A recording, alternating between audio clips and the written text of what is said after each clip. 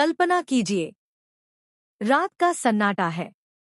महल में सिर्फ घड़ियों की टिक टिक सुनाई दे रही है और इसी सन्नाटे को चीरते हुए यश धीरे धीरे कदम बढ़ाता हुआ अनु के बिल्कुल पास आ जाता है।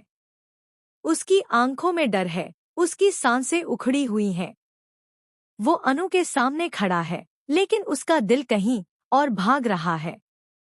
हाँ दोस्तों, यश ने अब पूरी तरह से फैसला कर लिया है। वो आर्यवर्धन से दूर भाग रहा है, उससे नजरें नहीं मिला पा रहा। जैसे ही आर्यवर्धन सामने आता है, यश का चेहरा सफेद पड़ जाता है। उसके हाथ कांपने लगते हैं। वो पीछे हटता है। वो भागना चाहता है, लेकिन क्यों? एक पति से पति को देखकर कौन भागता है? ये सवाल अनु के दिमाग में बिजली की तरह कौंध रहा है। और दूसरी तरफ एक और कहानी चल रही है, गायत्री माँ की कहानी। गायत्री माँ को समझ नहीं आ रहा कि उनके साथ क्या हो रहा है। यश जब उनके पास आता है, जब वो उनसे बात करता है, तो गायत्री के दिल में अजीब सी टीस उठती है। एक अजीब सा अपनापन, एक अजीब सा दर्द। वो खुद से पूछती है, ये लड़का कौन है? मैं इसके इतना नजदीक क्यों जा रही हूँ? ये मेरे इतना नजदीक क्यों आ रहा है? मेरा और इसका क्या रिश्ता है?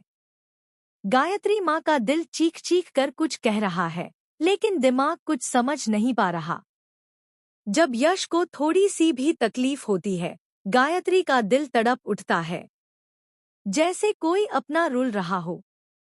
ये कैसा बंधन है? ये कैसा कनेक्शन है? इसका जवाब शायद किस्मत के पन्नों में लिखा है।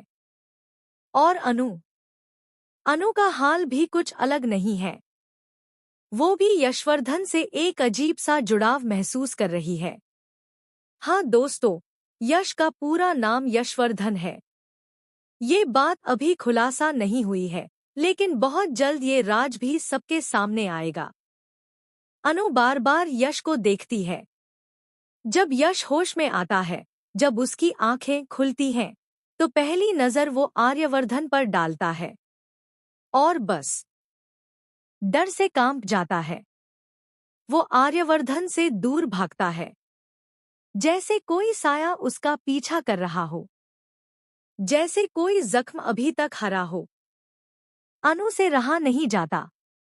वो यश के पास जाती है, उसकी आंखों में आंखें डालकर पूछती है, यश, तुम डरते क्यों हो?